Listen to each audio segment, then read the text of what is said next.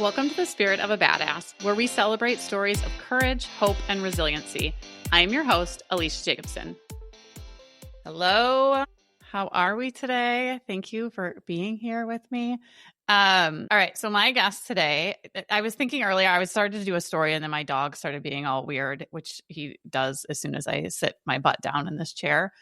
But I was thinking a lot of my guests on here, I don't fall in love with until like I'm in the conversation with them. And then afterwards I have like a deep care for them.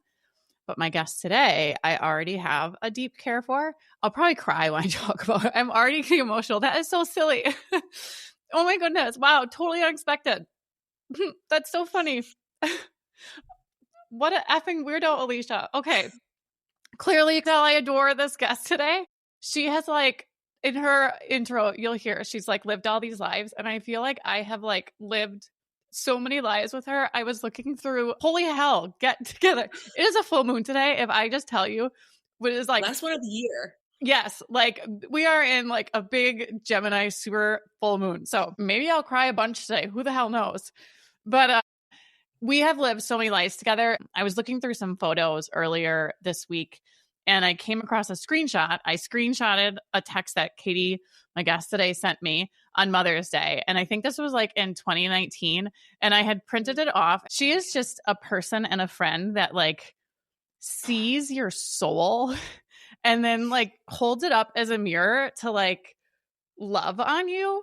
So anyway, I'm going to introduce her. I can see this is going to be some tears today. So I will introduce my very good friend, Katie Crokus, girl mom, mission control for her family of 5, and recovering perfectionist. Katie feels like she's lived 100 lives since she turned 40 6 years ago and has made much of her life public on social media. The bulk of her audience knows her as a storytelling, macro counting recipe developer after coaching women on lifestyle and writing recipe books focused on high protein meals and treats. After burnout took over, Katie downregulated dramatically and learned how to honor rest and recovery while receiving her attunement for master level Reiki. This was personal and just for her. She has never publicly offered the practice of Reiki. This season of self-discovery and being productively dormant led Katie to her most recent chapter, which has unleashed a new awareness for her passion to nurture and take care of others by sharing her creations in the kitchen. Sugarloaf Micro Bakery was born in September of 2025, and since its inception, Katie has never had more fun in her life. Katie's mission is to share naturally leavened sourdough breads and wholesome baked goods that celebrate simplicity, flavor, and comfort, in hopes that they bring just a sliver of joy to those who allow her to serve them. Welcome, Katie. Thank you. What an intro. Wow. I mean, that was unexpected. For me too. Thank you. I appreciate the sentiment so much because we go way back, don't we? Yeah, I was even trying to think. I'm like, I don't remember because we met when I was training, I believe. It was right after I had my youngest. So that would have been 2013, like okay. Early 2014. Yeah. And talk about 100 lives. Like, and I feel like the people who knew me back then, sometimes they'll say, remember this? I feel like my life was in such chaos and stress that there's so much of it that I truly like, I do not remember. I don't remember so much of it. So it's always good to have my people that do kind of reflect that back. And you are definitely one of those people for me. And you. And it's interesting because I think we have evolved so similarly this whole time because I think back to my first impression of you and I loved you as a trainer. And I can tell you exactly why. I think I've told you this once before. The exact reason I think you were so great and you appealed to me so much is because when you would do the countdown for the interval change or whatever we were supposed to start doing, you'd be like 3, 2, 1, go. And the way you said go was almost like, it's irritating that you haven't already gone, get your ass moving. And like, I can't even repeat it, but I can hear it in my head. And I just remember like, I was like, I like this person. Like she's not messing around. It's just like, get in, get out, get it done so we can all move on with our lives. And I was in that place where I was just like, hustle culture had taken over. I was dripping with babies and I just had to literally get in and get out. And frankly, I was annoyed that I had to work out too, but if I was going to do it, I wanted to do it with you. And that was now, I guess, 12 years ago. That's insane. And yes, yeah. I mean, that was completely, Sometimes I try to harness, I've changed a lot since then. And I try to harness that version of me because now yesterday I was in my exercise class and I was chatting with my friend next to me and the trainer, all of a sudden I look up and I thought the class was over. I look up as I'm like just lying on the ground face down and she like locks eyes with me like, what the fuck are you doing? Get like probably like and she's probably I was a little bit older I think, but she's in her 20s and she was just like, we are going. Like I could see like the lasers and I was like, oh, I wasn't paying attention.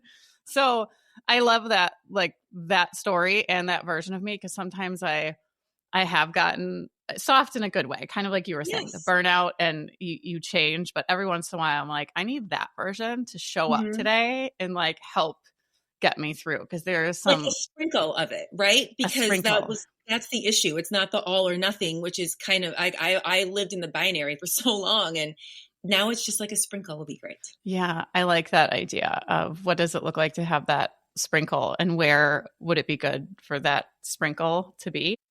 Mm-hmm. Yeah. Where and how do you apply it gently? What are you up to today? I'm baking. Actually, I did some sourdough prep today. I've got 11 loaves of bread and several bags of cookies going out tomorrow. I'm also recipe testing a peppermint brownie for the week of Christmas and planning cinnamon roll schedule for the week of Christmas as well. So It's mostly a planning day. Okay.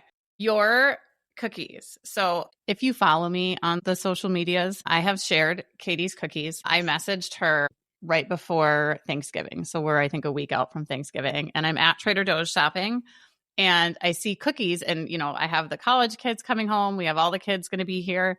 And I saw chocolate chip cookies at Trader Joe's. And I was like, I should get some. I'm like, wait a second. No, I like messaged Katie from inside Trader Joe's. I'm like, do you have any cookies? Like, I'll take your ones. What you call them, misfits. The ones that don't look so good, and she's like, yeah, I do. And I got 3 bags of them and they were on the counter. The kids come home and I told my daughter, the 16-year-old in the car, cause she had a doctor's appointment, and the way her face lit up.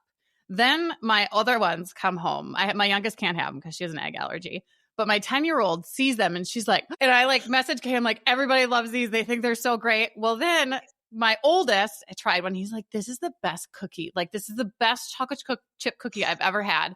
And then my husband, like, we are blended, you know. So his 2 oldest are my 2 stepkids come over.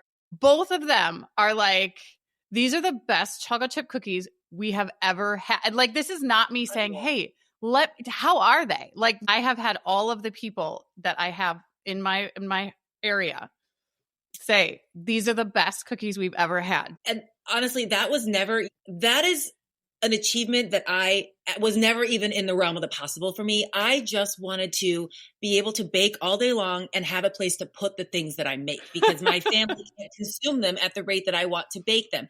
I realized that my heart is in nurturing people through food. That's what my passion is. That's what my purpose is. And so I wanted to find a way to do that for the longest time, but I never really put those pieces together. And so to be able to do what I love doing all day, to be able to nurture people with, I really carefully, thoughtfully sourced ingredients, even if it is, you know, sugar based. And then the icing is to have people say, not only is it a good cookie, but the best cookie. The best. We can't be the only ones that have said that. You have like people. I would not be still doing a foundational cookie like chocolate chip if I didn't hear that a lot. Yeah. Like that has to, I mean, I know how good I feel when they're like, oh, this is so good. Like literally it's like, oh, tell me how great I am. Please tell me how good this is. And I can't imagine something like a chocolate chip cookie because that has to be tricky. I don't know what the hell you do to it. There's like magic and love. Like it's you in like you have baked yourself and your like soul in this cookie and you can like feel that. I think that's probably a small part of it, but I think also there's practice. Like I've been baking chocolate chip cookies since I could turn on an oven. That's something that's always been something I've loved, even as a young kid. And even in college, like it was, to me, it counted. Like I would get those like Nestle blocks and like put them on a sheet and eat 10 of them. And like, that was to me, I got joy from even that process. And so over the course of many years, it's just been practicing and evolving. And then as I got older and learned more about technique and ingredients and temperature and small tricks to just kind of make them look pretty, because let's be honest, like you eat with your eyes as well, right? Yeah. So you want the cookie to look appealing also. And so I think it's just been brick by brick coming to the place we are now with those cookies. And it's been an evolution. Yeah. Okay. So it's not like you hear about these people who are like, oh, they were overnight success. No, you have been putting this Like has been, they say, what, 1,000 hours? It's for yes. sure, but it's probably been 10,000 hours because Yes. but I mean, I love, like, as far as overnight success goes, I feel like the sourdough is sort of more in that category, because that's something I was intimidated by for so many years. And starting it, I mean, I'm grateful to my neighbor who shared her starter with me about maybe a little over a year ago. And that's grown dramatically. And I think that just grew out of like passion and love and enthusiasm for the project, because I haven't given 1,000 hours to sourdough yet. And yet I think it's still pretty amazing. Yeah, it is.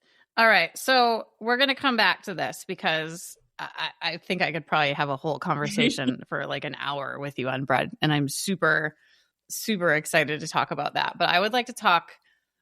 So, well, one, I've wanted to talk to you for a while. I think something that I love about you, and I think is such a value that you offer the world, and that I want people to kind of hear, and by people I mean women, is the 100 lives. You have been just a really beautiful example of following a passion, of just whatever, like the bread, whatever it is that you're following, that string, that thread, what is inside you, and then just creating it and sharing it, and not being I'm going to say not being afraid, because that's how it shows up sometimes. And I'm guessing that there's a lot of kind of underpinnings to that. But kind of tell us what some of those lives have been, because not everybody has followed you. So where did you kind of start, and what was your kind of process for that? Because there's a lot of mental work that goes into showing up in the way that you have shown up, and then switching gears and changing and evolving and things like that. Yeah, it's hard to really pinpoint where it all started, but it was probably close to the time that my youngest went to school a couple days a week, and I started to work for a media company, a PR agency called the Evoke Company, and that got me out of the house. And I think I built some confidence there that I could be something beyond a stay-at-home mom, even if it was minimal in terms of my hours and my commitment. And I got some insight and just through some really creative people as to what Instagram was, and how to use it, and how it could be used for a business. And so I transitioned away from that job and into publicly sharing some things that I was doing with my own life. And a lot of them were lifestyle things and parenting things. And my kids were on Instagram all the time, because back in 2019, it was sort of a different time. Also, they were very young and they thought it was cute and fun to be part of videos. And as I began to share my workouts and my meals and my recipes, the timing brought us like right up into the pandemic. And that's when people really got interested in looking into people's lives and homes and what other people were doing and how basically we were surviving. And so I launched my first targeted macro counting, you could call it a recipe book, I hesitate to call it a cookbook, in March of 2020. I literally launched it 2 days before the world shut down. Holy shit. I don't think that I mean, I'm guessing back then, but again, world is shutting down. So I wasn't. Yep. March 17th is when I released it. And then I think March 19th, everything closed. And so what I would call it lucky. I think some people, I was really nervous because I just had all these books printed, and I was like, I'm not going to be able to go to the post office and mail these. But people really got behind me, and they were buying digital versions, and they were making the things, and they were sharing the things, and they were tagging me. And it wasn't just my friends. It was getting picked up by people who had really large audiences. And so my audience grew really fast. And I think that put me in a position where I suddenly felt like I had to maintain a certain level of everything. I couldn't just be mediocre at anything. I had to be excellent at whatever it is I was sharing. I felt like that was the expectation. And so that led to burnout. That was a really fast track to burnout, because I didn't sleep. I didn't eat nearly enough. I was in the gym because I will just never give that up. I really love being in the gym. And it was something that after a couple years really took a toll on me. And I had to, again, figure out who I was, not attached to that physical body and that identity on Instagram. Okay. Now, how did you do that? Because this is a skill that you have really, you're just really good at it. I think it might look like I'm really good at it. You practice makes perfect. And I think I just did I really was quiet for a long time and did a lot of inward thinking and reflecting, and learned that, like, I can say this now, at the time I didn't realize this, but like, you need the ashes in order to rise, right? Like, one doesn't come without the other. And so without that quiet time, without that dormant, dark, really hard, sticky, yucky period, you don't get the rise. That's when all the buildup happens for what the next thing is going to be. And I'd say, like, I probably had about 3 years of that dormancy before Sugarloaf came to me. And I think I needed every second of it. During that time, I achieved my Reiki attunement because I really was trying to understand my own spirituality. I wanted to understand my greater purpose. I realized that I was here for a reason. I just didn't know what it was. I thought it can't be just for my kids, because if I do all this right, they leave. If I do everything right with them, they're going to be independent and autonomous, and God willing, they'll still be a part of my life, but they won't be my life. And I knew that there was something else. I just didn't know how to find it, but I did know it had to start from within. No one else was going to tell me but me. And it took a really long time for it to surface. Yeah, that's something, I know that we've talked about this before. That's something I struggle with, like that dormant time, because the burnout, which is kind of what I was saying when we first met, feels so comfortable for people that are driven and just have this, like, well, and maybe it's not just people who are, I feel like women in general, there's this idea of achieve, do everything. I remember, there was one time when I had my girls at the gym, my whole goal was to be able to take my girls to work with me. Yeah. Why the fuck was that my goal?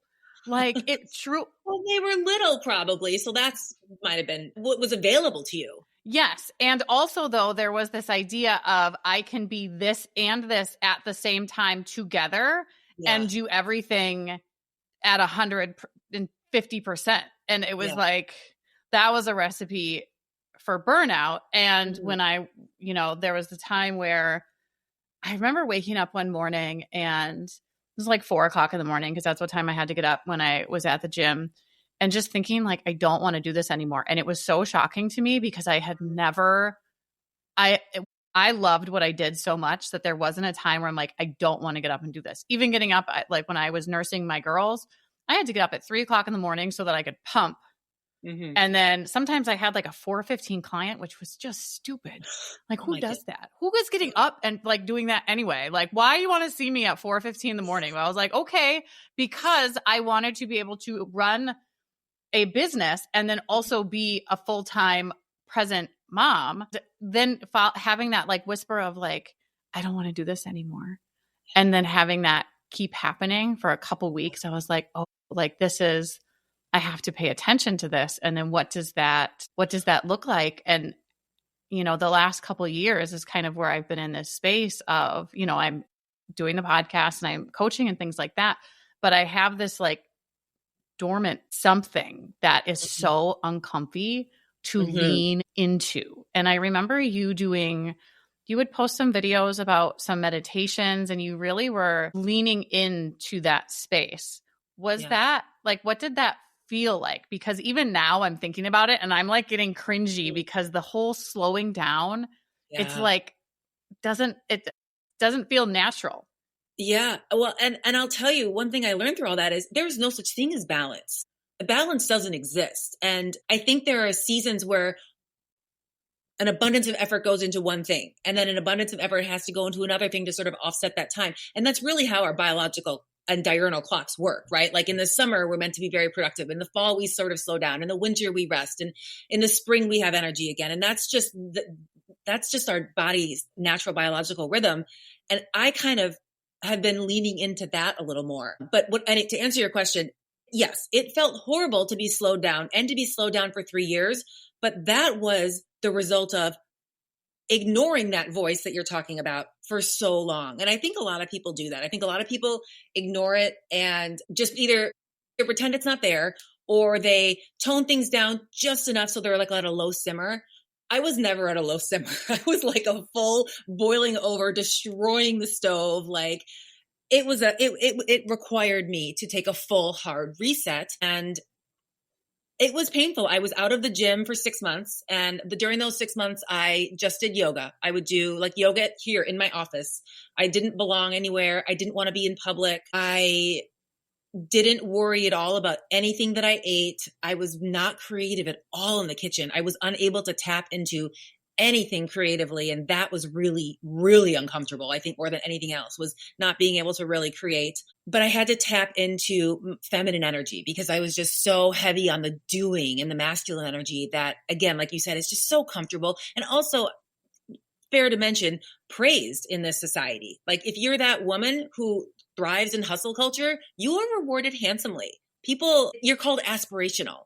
And that's a hard word for me because generally anyone who's aspirational is probably missing something. At least that's my experience with it in terms of balance and the yin and the yang and the masculine and the feminine. So I was just like a slingshot. I had just gone so far one direction and I had to go the other direction. And I think now I'm at a place where I have people like you holding me a little more accountable. Like I shared something that I made this week and you were like, I thought you weren't baking. What are you doing? Like what is happening here? You're supposed to take Monday and Tuesday off.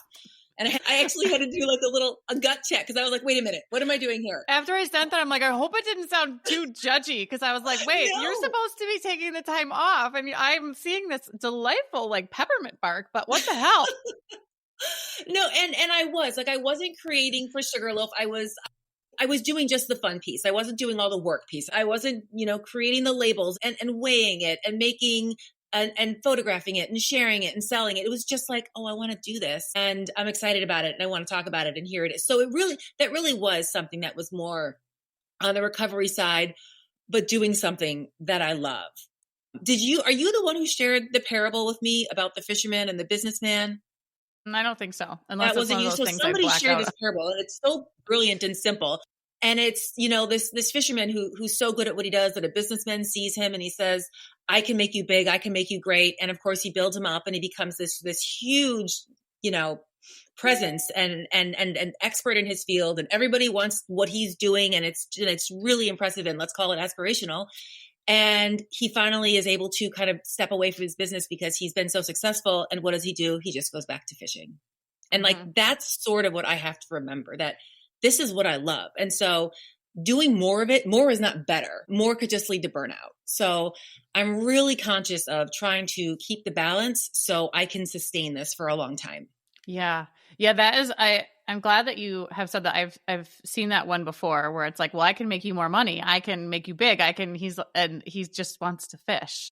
Yeah. And we are like you said, we're praised for that. And it's really challenging. I find it very challenging to be soft and to be leaning into what I know to be right and good for me.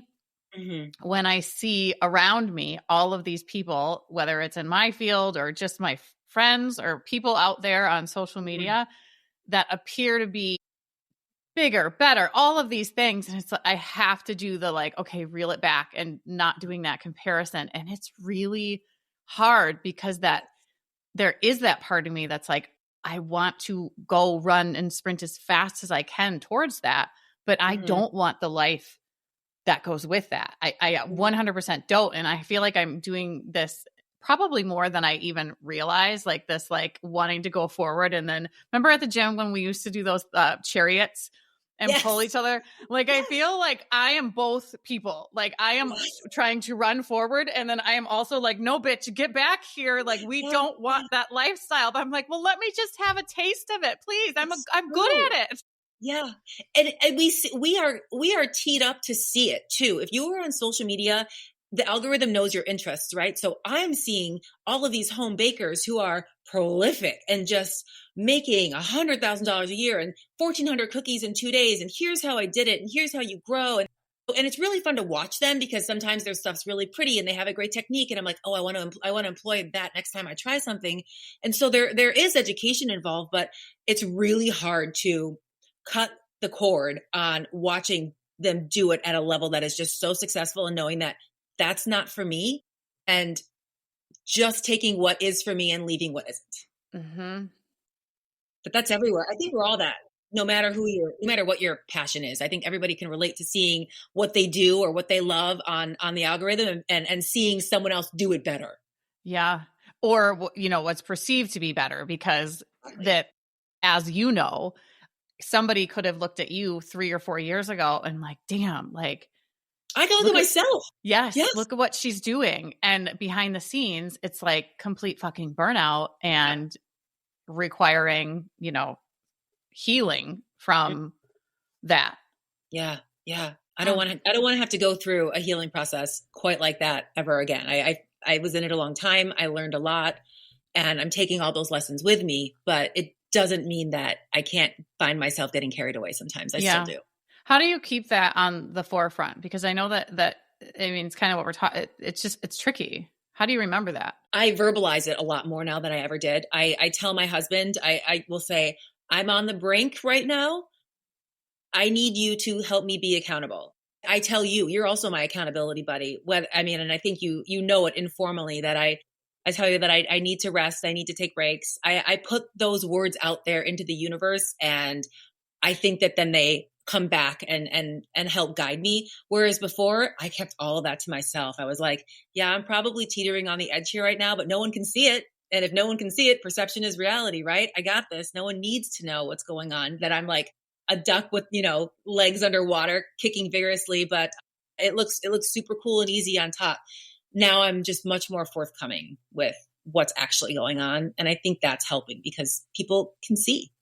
It has to feel good too, like inside when you're saying, like, I don't want to go there again. And then saying it out loud, because it's almost like you then have like a protection bubble around you or something where I'm verbalizing it and there's just a different level of awareness and then your core is not out of alignment with what I always struggle with. Sometimes they'll say things to me about what they see on especially social media, not really here, because I feel like here I give I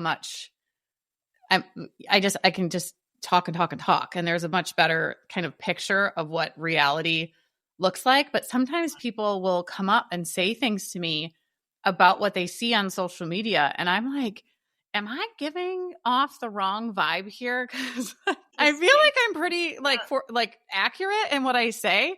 But what they come back to me, and maybe people kind of see what they want to see in you, because I'm always like, I didn't realize that was perception that was out there, that I have this idea that I have it all together, because there ain't fucking shit together. Like literally nothing is together. Somebody asked how my week was going yesterday, and I'm like, I don't, neither one of us have time and space for this. Like if I'm going to give you the other than it's good. Yeah. Yes. No, it's true.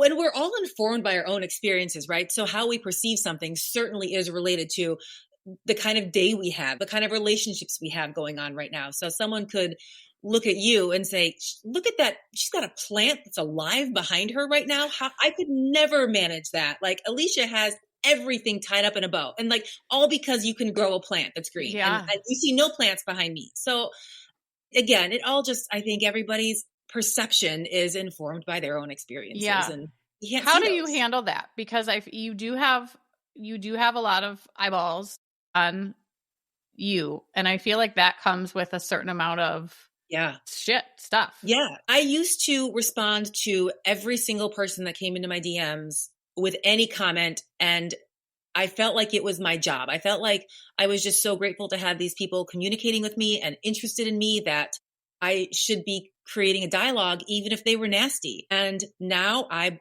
block a lot of people. Ooh. And it feels great. And I have and it's not even a respond something snarky, then block. It's just a block. And that's been very freeing for me. But people really like to come in hot and comment on everything. And I don't have space for it anymore. I don't talk about other people's bodies. I don't talk about the diet culture landscape. I don't do any of that anymore. And while I do still have a lot to do with food and I do still share that, that's kind of where my personal experiences in the public space end. And so if somebody comments on something outside of that realm that they feel like is adjacent to that, and they do it in a disrespectful way, they're done. I have no space for that. And I have no problem cutting that cord right now, unlike how I used to be. I love that. I love this energy. I think this year was sort of my energy. It was like a matching energy type of year where I really was like, what energy have I gotten? And how do I want to give that back? And I think it was kind of like in a snarky, bitchy way too, that I'm just like showing up like, you give me this. It's exactly like, I'm not going to be any different. And I feel I've started listening to, I'm blushing probably thinking about it. I started listening to Cardi B. Yeah. I love her energy. I really love to ponder the year ahead and kind of what that means and what do I want to bring into it. And this year was sort of like a coming back to life and kind of energy matching year. Yeah. And next year, I just want to fuck shit up. Like that is like that, where it's like block, done. Like I don't have it. And I don't know what that looks like, because I feel like I have this real energy. I struggle with this part. It's like, I love to be soft and like, not sweet. I'm not sweet, but like soft and kind and understanding. But then I have this raging part of me that's block, like whatever that is, but much more aggressive. Honestly, you worked really hard to create this energy field that you now embody. And if someone wants to fuck that shit up, they're out. Yes. And that is totally fair. You think about how hard you worked and how long it took you to get here. Absolutely. Show them the door. Yep. Yeah. So I don't know what Cardi B energy is, but it's that is like that's what I want to create for next year. Yeah. Okay. So you have done just all these delightful things, and let's get into your sourdough. You were gifted the starter by your neighbor. She walked me through it all. She took the time to, over the course of like 2 days, every step of her sourdough process. And I wrote everything down in chicken scratch in a notebook and followed it to the letter for months and months and months. And I would make one at a time. And then I was like, okay, I'm going to double it, make 2 at a time. And then I'm like, I'm going to get really crazy. I'm going to do 4 at a time. And I was like, can I do 5? And it was the same process though. It was like, because I was like, why? Like I wanted like a cook once, eat all week kind of concept, except I wanted it with bread and I wanted it to last like a month. And so that's why I kind of kept growing it and growing it. And I found though that I could only get to like 4 or 5. And also I was so intimidated by sourdough for the longest time that for that same reason, I was so afraid to deviate from the process. Like, I watch you and I love to see, you're like, let's just see what happens. This is going to stay out all night. This is going to overflow. I'm going to forget the fucking salt, whatever. Let's just That was the worst. I have never gotten like irritated. I truly haven't. Like I'm like, oh, this is fine. It's different. This was yesterday when I got up in this huge air bubble in it. And I've left it all night before. Like I've just like, well, the timing was off. It's fine. This gigantic, like 6-7 inch air pocket inside of it, which I've never had before. There's like a plastic thing over the top of my bowl. And I take it off and I'm like, it's just so sticky, and then I'm remembering, it was sticky the day before when I was stretching and folding it. It's never been that sticky. Yeah. And I dump it out. And the dumping out onto the table part is my favorite. The way that it sounds, the way I take video. I wish I could talk about like aspirations though.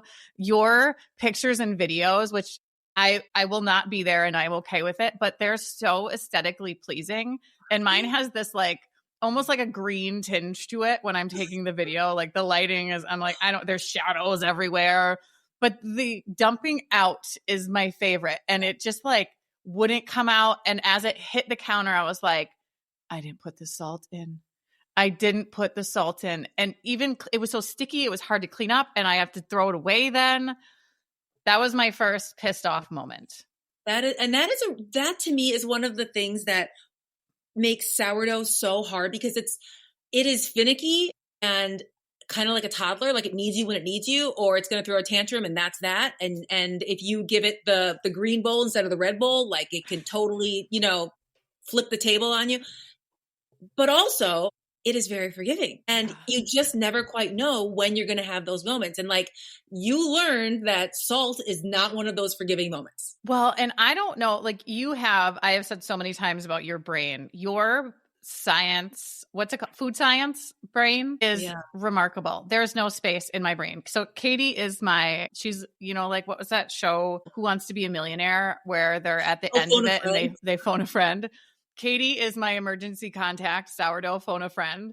When you FaceTime me though, I'll be like in the car and I'm like, am I supposed to look at your bread while I'm driving? I don't expect the FaceTime. I'll text her and be like, can I ask you a question? And then I'm FaceTiming her. She's like, oh, I'm like, sorry for the ambush, but it's bread related. I need your help. She has all of the science behind it to be like, no, that's okay. Cause I think, it was the brie cheese was the last one. I panicked thinking, I put cheese in here in my, I don't remember, focaccia. And I was worried that the cheese would stay out. And so I messaged her. I'm like, I don't know what to do because I need a second rise. And now I've got cheese. And am I going to make everybody sick? And hopefully you didn't, because I told you to just roll with it. Because I've never used brie cheese in my bread before, but I give myself a lot of latitude when it comes to things. Like when I'm serving my own family, I'm like, I think it's the sell by dates past, but it smells fine. I think we're going to go for it anyway. Like that's sort of how I am with my own family in my kitchen. It's different when I'm selling something that would never happen. Yeah. But so, I mean, a lot of it is just, what you do, it's like experiment and see. Like you have to just take those risks and see what happens. And either you win or you learn. Yeah. I do a lot of learning. I learn from you too, though. I love that you share everything. I love that you share the process and what works and what doesn't. Yeah. So we'll back up here. So I tried to make a starter. Gosh, we're in December of 2025. So I started to try to make a starter in October of 2024 and failed miserably. One time it rose, but at that time I wasn't measuring anything. I was following somebody who I really like because she's like, it's not that serious, which is my total vibe. It's not that serious. But I couldn't get an active starter. And then I baked one loaf and it was very dense. And I don't even remember if I threw it away or we ate it. But then I gave up. So then from like November to you gave me part of your starter on Mother's Day of 2025. And let me tell you, so you guys are going to talk about like the background of what you see on the social media and then you don't. So I was in, and I already told Katie this, and I had my good cry when I told her the last time. So I'm hopefully not going to cry now. But I was in like, I don't know what kind of depression, but I was pretty depressed for a long period of time. And I think I kind of alluded to this a little bit on here with my husband getting his new role, and he's gone a lot, and he's like my buddy, and I really like him. And he is just gone. So I get lonely. And I said earlier, like just go, go, go. And then all of a sudden I'm trying to resist that. And then he's gone. And I spent a lot of my days crying. Like I'd go work out, which you think like, oh, good, you're doing good for your mental health. But I would come home and immediately start crying. And I do my walks every day. So I cried a lot for probably a good year. And I love a good cry. I'm not embarrassed of crying, but this was sort of like the debilitating type of crying. And then I would suck it up, go pick up my kids, and nobody be the wiser. I did all the things, but there was a lot of tears. Anyway, so then Katie, I went to your house. I think we had a walk. Yeah, and I see you're doing sourdough. And I was like, oh, like you have starter. Can I have some? Yeah. And then you drop it off on Mother's Day. I don't think I cooked for a while, but then you gave me a recipe that I think this was your handwritten recipe from your neighbor. And I did that and I was hooked, like absolutely hooked. This was when my first FaceTimes to Katie started because I'm like, what does this mean? And then sometimes I would panic, like, am I supposed to be doing this and what, like all of this stuff. And I started consuming like my whole TikTok was sourdough. And let me tell you how my personality became sourdough. And I am so proud of it. And I stopped crying. And the best part of it is that I started giving it to people. So I make 3 loaves because I screwed up once. And then I actually had to call my other friend who's really good at math. And I FaceTimed her and I'm like, I did my measurements wrong. I need you to figure out the measurements so that I can do this. And so she figured it out, which those are now the measurements I use. I make 3 loaves at a time and I give them to people. And my only thing that I require is you tell me how good it is. Yep. Yes. And it's all I need. Just tell me, like, I need a text message. I want pictures, like show me the sandwich that you have made. Yes. Yes. Like, I want to know how good it is. And then I will just bring you bread. You will be on my weekly rotation. And at that time I was baking for probably a good 3-4 months. I baked 3 loaves every single day and just giving them to people because it was like I could see it transform. I love watching the starter. It's like the most fun thing. Watching the starter, it brings me, it's like a little life force. And anyway, so you're gifting me. That's what, when I'm crying at her and Katie's introduction, like literally the starter that she gave me pulled me out of crying every day. Like, that's a big deal. And I don't think you're alone. I think sourdough and this process, I don't quite, I mean, why do you think that is? Why do you think it changed you? I even talked to my therapist about it. I have brought this up many a time. I think it's like, I think you get endorphins and like all of the good feelings that you get when you do it. I think it's like a meditation. For me, I think it gave me, here's a time that I have to do something. And it didn't, because usually my times I have to do something was a podcast recording, a coaching session where I was absorbing things instead of where this, it was like, it kind of absorbed me a little, like it was like this give and take. And then people would tell me like, oh my gosh, it's so good. And I don't know if you all know this on here, but I don't bake and I don't cook. These things, like Katie is like off the charts. I make like mac and cheese from a box. I can hack things a little bit. You make soup, let's be honest. I make soup. You do that well. I make your soup. I haven't actually made that. What was the name of that one? The little FODMAP recipe. Yes, that I came up with. That's one of my favorites. That's one. Yeah, the butternut squash one. Yes. That's so good. Yeah, anything that's chopping, I can do. But like actual cooking and baking with the sciencey part, I can't do it. So the fact that I am not only like I can do this, that I'm actually fucking good at it is shocking. And it's like, and you're head and shoulders above me with inclusions. And I love the inclusions. Experimenting with inclusions. And I have been so committed to what that's where I wish I had a little bit more confidence, was with stepping outside my comfort zone. And that's something that I really haven't done much. And I keep saying I want to do it because I would love like a cinnamon sugar. I would love a jalapeno cheddar. And I've experimented with like sourdough discard biscuits and cookies and things that I feel like, if it goes to shit, it's not a big deal because it's like 75 grams of starter. It's not like all these ingredients. But I'm really proud of you and impressed by what you've done in terms of expansion in your process. I've gone back to just basics. I feel like the wintertime for the just plain sourdough. But yeah, the spicy cheese, that is a fan favorite. It's so good. My kids love it. It is though. Yeah. It is.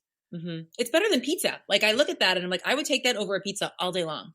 Speaking of pizza. So I have made pizza, and talk about screwing it up. Because it requires just regular flour. And I don't know, you probably something about the protein in the bread regular. Yeah, the protein content is different between bread and all purpose. Yes. So this was like 450 grams of regular and then 50 grams of like a whole wheat flour or something. And I had all my flours like on the counter, and I was making, this is where I messed up because I was multitasking, and I was making 3 loaves of bread and I was making pizza dough. And I accidentally used the bread flour for the pizza, but it was my second time doing it. And the bread flour pizza was so much better than the original all-purpose flour pizza. Okay. I Well, don't I know mean, bread why. flour will create a sturdier finished product than Okay. all-purpose flour all day long, no matter what. Like if you're, where you're What do doing you the mean cinnamon by rolls. sturdy? I mean, not as soft and doughy. Oh. So if you want pizza like with a crust that's got a little Yes. more structure, you want bread flour. That's why we use bread flour in sourdough. Otherwise, it would just be kind of like a Yeah, okay. Yeah, it tasted like those like the brick oven pizzas that were really thin but like had a yeah, nice chewy in yep. like That's what gives you the chew. yeah. There's this guy that I follow on in TikTok that used to sell sourdough pizza crusts. Mm, That maybe for you sometime. yeah, I mean, I I know just want that's Katie to do all the things so I can. there's so much that I want to do too, and it's hard. It's like I'm trying to experiment with new things, and then somebody will say, "Can I get 6 dozen cookies for a party on Sunday?" And I'm like, "Yes, this is exactly what I've been waiting for." But in fact, I've got so many special orders coming between now and the end of December that I really can't do the experimental things I want to do because I'm busy doing the things that I've established, which I'm so proud of and I'm so grateful. And like, oh my gosh, 6 months ago, if you would have told me I'd be here, I wouldn't have even believed you. So I'm so grateful. And it's not a but, it's an and. I still want to do more. And so that is like the push pull, like you said, the chariots. We're like, I need to sort of hold myself back a little bit from committing to all of these things that I'm so grateful people are requesting because I do want to. As I'm saying, like, I want you to do more. And we're talking about like, no. I don't want the lifestyle that goes with that necessarily. Well, but the good news is I get to choose. Like I can do both. I can do more and I can do less at the same time. It just means that maybe I'm not doing the same quantity of whatever because I'm expanding into this. It's possible. I just have to find the balance. Yeah, and that's probably and I love that you said like there is no idea, no such thing as balance. So when you were launching your cookbook, I was supposed to be doing a talk locally for the Dream Bank, and the title of it was "Balance is Bullshit." Yes. I didn't get to actually give it because the world shut down. But that is my like there is no balance. It's like it's a give and take. You can't have a perfect balance. Like you can't be totally like 100% as like being a mom and then have this like business that is doing like there has to be this push pull, and also the like idea of right now it doesn't always have to be this way. And I think that's something that you have done really well is right now, how do I want to be? And kind of knowing that, you had to go within, you had to do these things that required, I mean, that seems like a certain level of trust in yourself also, now that I'm kind of spewing the words out. I suppose it was there. However, I think at the time I had gotten myself to a point where I had no other options. All roads lead to Rome. Like I had no other place to go except recovery because I'd really hit rock bottom and physically, emotionally, mentally. Like I wasn't as connected in my marriage. I wasn't the mom I wanted to be. There was just like, it's really easy when you have an outlet or a channel to throw yourself into something to forget about the other stuff. I had exhausted everything. I just had nothing left and I had no choice. You said to me earlier, like, oh, you're really good at taking that time to rest. I was like, oh, no, that was a forced rest. That was the universe saying, you're done. It's time. And you've pushed this off for so many years that we're going to just really show you what you need to do. And we're going to do it for like 2.5 years longer than you want to do it. Yeah. What were because what you're saying, a forced rest, which that is something I had the whisper. I have seen so many women get to the place of burnout because they're not listening to themselves. So when I had the very first day of, I don't want to do this anymore, I was like, oh, shit, who is that lady in my head? Because this is not normal for me. And I immediately started listening. What are the things that kind of showed up for you that maybe looking back, you're like, oh, here were some of the things that I ignored or pushed down or turned away from? I think a lot of it was physically manifesting in my body. And I was looking at it as, gosh, I think the stress of not getting enough rest and not getting enough sleep was manifesting in ways that like my gut was just not right. I was physically gaining weight. Didn't have energy in the gym.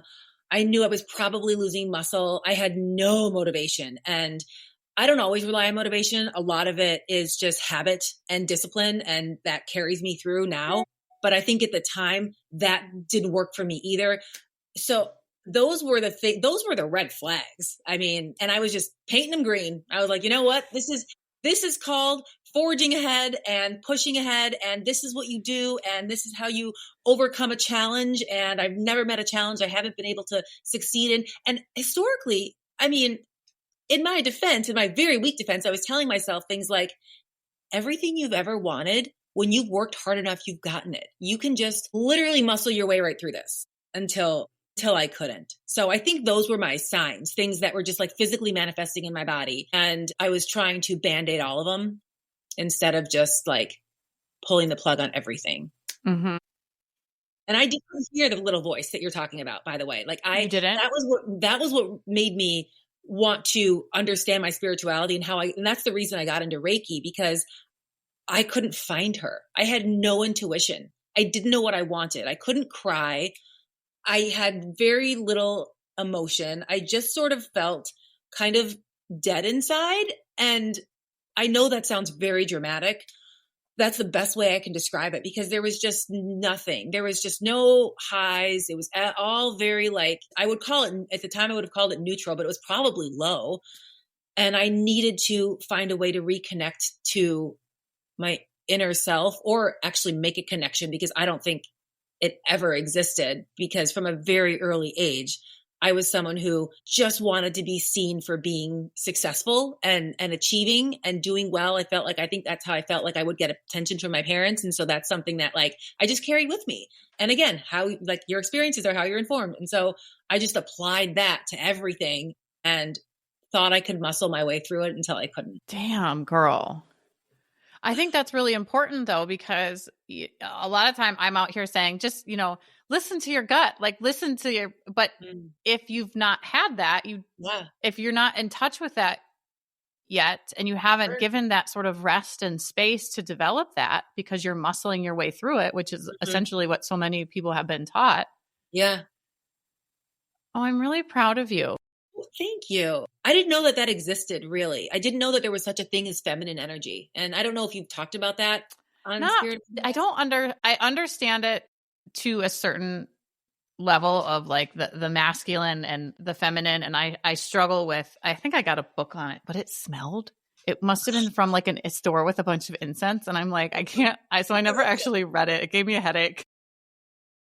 Well, I mean, the point of masculine and feminine is just the yin and the yang, and we all need it. Men need feminine, we need masculine. You need a balance of both. And if there is an overabundance of one, you will not be able to function in an optimal way. We're all born with the right balance, right? But it's just how your experiences change you that really shifts from one to the other.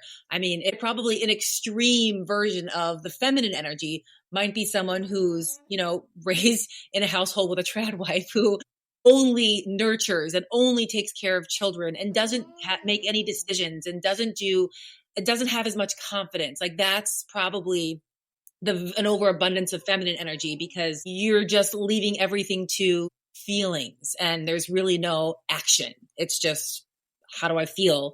How can I nurture? How can I take care of other people and myself? And it's less about getting things done, as opposed to the masculine energy, which is like logical decision making and confidence and pushing through and making things happen and strong decision making skills. So it's like without both, you can see how someone would suffer.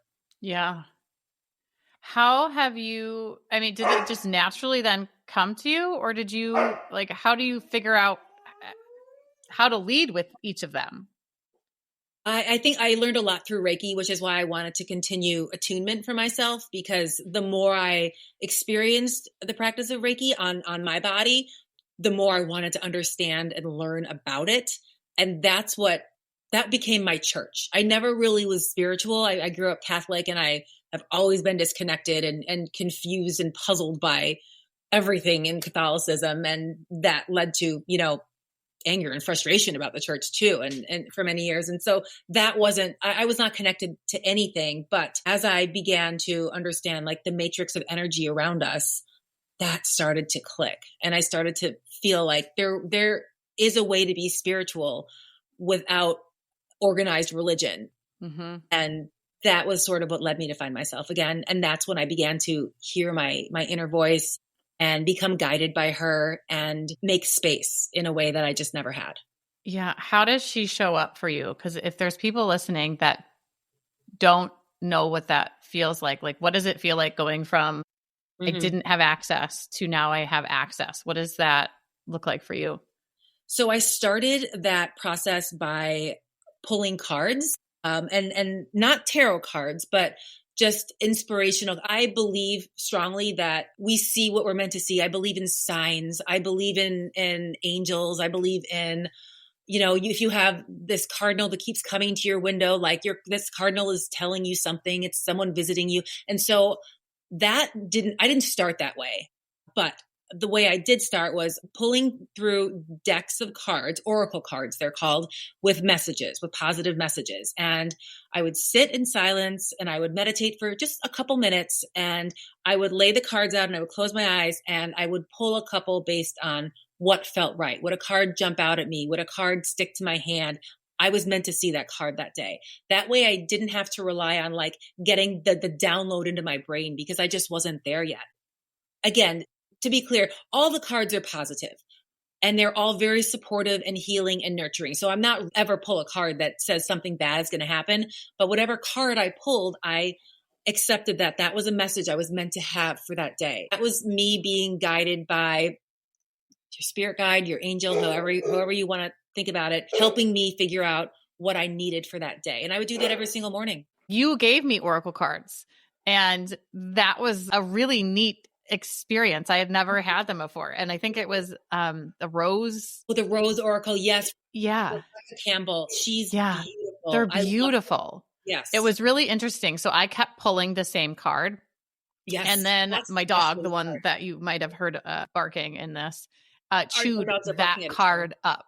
Not fully, but that one. So it's, just super, super interesting. I haven't pulled them in a while, but now that you say that, I remember now. Then I started going to the woman that you were seeing, I think when you originally started Reiki, and you are how I got into Reiki, which that in my Reiki session is how I then created the women's coaching circle. I kind of forgot all of this. I mean, we should plug her because she's so good. She's an intuitive Reiki specialist. Her name's Mary Ellen Zhang. I forget, where's the location that she is? She is at New Moon Wellness. Yes. On the east-ish side of Madison in Wisconsin. Yes. Highly recommend her. She is the reason I credit her with being able to allow me to transition, or helping me get myself to transition out of that really dark, confused, lonely place where I just had no sense of self. Mm-hmm. Yeah, I haven't seen her in a long time, but I absolutely adore her, and she does. I think I've sent a couple of people over there. Yeah, so have I. She's exceptional, and I need to go back too, because I forget that Reiki is powerful even in times of strength and not just times of weakness. Yeah. Yeah. Oh, I love that. Is there anything maybe that we didn't cover that you would like to chat about or share? I mean, I don't think so. I think it's really interesting, though, how we have made sourdough a metaphor for growth, right? And getting in touch with yourself and listening and tuning in, because so much of baking sourdough is your intuition, because the rules are so fluid. Yeah.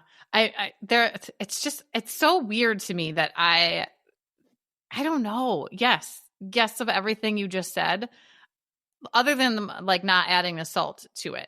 That is hard and fast. Yeah, that was that's a fail. That is 100%. I was doing too many things and I was rushing, and that is not fixable. But it's almost like it meets me where I am.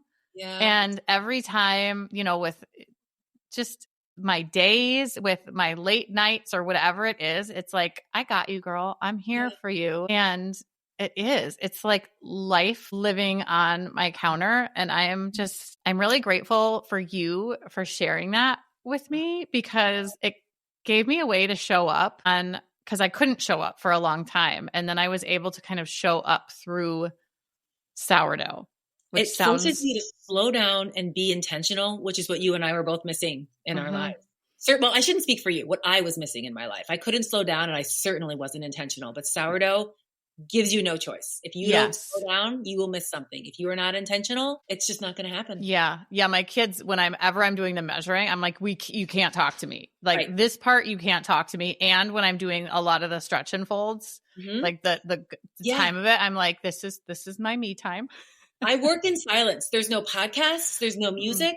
It is just me. And I've never in my life, I even take a podcast in the shower with me. Like I always like to have something going, but when I am baking or I am doing sourdough, it is silence. And that's the only time in my life that I really, well, I say, I want to say allow it, but I require it. I require it. Yeah. It's just, I don't know. I hope someday they study this. I know. Somebody probably is. Because I just think it's so fascinating what it gives back. Yes. It's like, I don't even know, but it is. It's such a gift. People are excited about buying sourdough, and I'm thinking it almost feels unfair because this is such a gift that I get to do this. I mean, it's just talk about a dream realized that I didn't even know I had. Which is so interesting. I know we talked about this before, but I'm like, of course you're doing this. Of course. And I love your behind the scenes. Like if you're listening, and I feel like I've tagged you so many times. I'm like, you got to see what she's doing and you got to get her cookies because they're the best. But if you are local and you're listening and you haven't yet, you have to because they're the best. They're the best. Everything you make but truly everything you make is the best because of your like love that you are everything. Well, and the fact that, like you said, the science and the fact that you've been doing it forever and ever and ever. So I can't just say that. I feel your love. Thank you. Thank you so much. I do love it. And I am so fortunate to be able to do it. And if this is the pinnacle and this is as good as it ever gets, I am so fortunate and wealthy with the love of doing something that makes me so happy. It's the same kind of pride that I have. Like when I see my kids doing something wonderful, that's how I feel when I look at my breads all grown up. It really, I'm so fortunate that I feel like I was able to move the baton from like the kids being everything in my life and all I really ever focused on to the bread and to the bakery. And I get to manage that in a way that you can't manage other human beings. They're going to be independent. And so it really I would encourage anybody who's in a transitional period where your kids are starting to grow and need you less to take the time to figure out, maybe you don't know what your passion is, or you think you know, or like go down that road and see what comes of it. Because even if that's not the thing, it's probably going to lead you to the next thing. And I mean, it's just, you can't predict it. I think you have to just try it and see if it's the right thing. Like, I don't know how many ladders I've climbed only to climb back down and move over and climb up the next ladder, but it's all been part of the process for me. Yeah. Yes. Trying. I think some people are so afraid of trying that they're going to get it wrong. And that's what they don't realize is that by going down this path, you're going to be led to another path, even if that isn't it. And so many times it's not. I mean, that's essentially what we've been talking about this whole time. Absolutely. But it's like, then you end up. It hasn't been. Yes. Yes. So don't be afraid to try, and don't be, if it doesn't work, you were meant to learn that for something.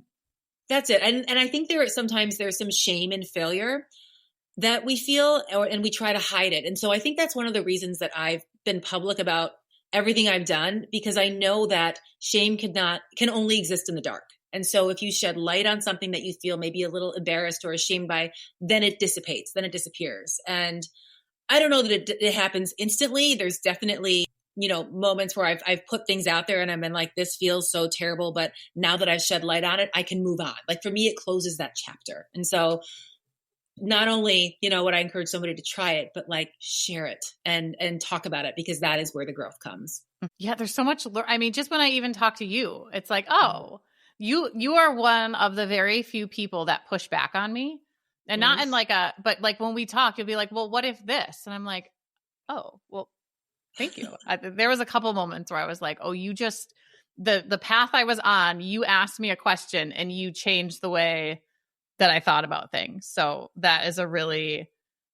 Thank you for being open to that, because I think not everybody wants that from me, but also I'm realizing that I'm sort of here to tell people things and be a mirror in a way. And it's very strange because I'm terrible at doing it for myself. But when I talk to other people, I have a really hard time not saying what I want to say. And I think it puts some people off, and that's totally fair.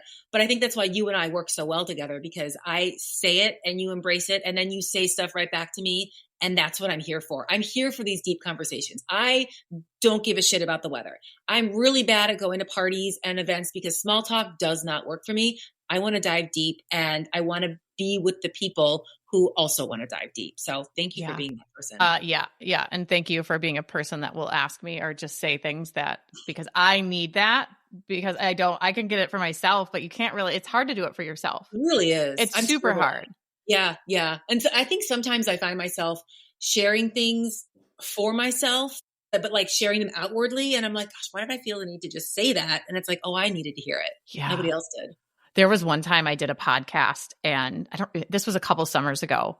And then I listened to it afterwards. I think I listened to it. I've only listened to 1 or 2 podcasts that I've ever done. Yeah. And I was like walking around my neighborhood bawling. And it's almost like it wasn't even me that I was listening to. It was very weird. And I'm like, oh, wow, this was for me. It was for you. Yes. Mm-hmm. Yes. And I think I think that's why you're supposed to journal, but I'm terrible at journaling. Some people are really good at it. I can't do it. I know. I appreciate that, but it's just not for me. Yes. I've tried so many times. Some people, they swear by it. I'm like, yes, I think mine is, maybe you too, is the talking. And, yes. Yes. It is. It really is, which is why we could walk and talk for hours. And, I could do this podcast 10 times over with you. Right. I know. I've got like 13 things. I'm like, we could talk about this. I know. Did we miss anything? I don't know. I don't think so. We could always come up with something, but I think my dog is like, he's going to go crazy if I don't hurry up and tend to him. And I'm guessing that you have some baking and things too. There was one time I'm like, I got 30 minutes to do this podcast because I'm on bread time. Yes, I am on bread time. In fact, it's 12:30, my alarm's going off. Yes. So, yes. All right. I will let you to your bread. Thank you for sharing yourself. Thank you for sharing just the food that you create, because you make my stomach happy and you make the people in my house happy, but it's so much deeper than that. And I just really appreciate you, and thank you for sharing just who you are with the listeners, because you're just such a good person. Not a good person. You are a good person, but it's whatever that means times like 100 is what you are. Thank you. Thank you for crying and your emotion and your Oh my gosh. What was that? Amazing. That was no one's ever cried introducing me on a podcast before. Honestly, part of me was like, oh my God, Alecia, land the plane. And then also I was like, I'm just crying. That is so weird to me. I wasn't emotional. I read I thought about this. No emotion involved there. And then all of a sudden I'm like, oh, here it comes. Here it comes. There's no stopping it. It just means so much, really. Thank you. Thank you for having me and sharing me with your audience on your platform. It means so much. Yes. All right, Katie. Thank you. Happy baking. You too. Bye. Spirit of a Badass is a Lit Path Studios podcast and is produced by Jamie Gale and Alecia Jacobson. Music by Shane Ivers. We'll be back with another inspiring interview. Until then, keep your spirits high and your energy badass.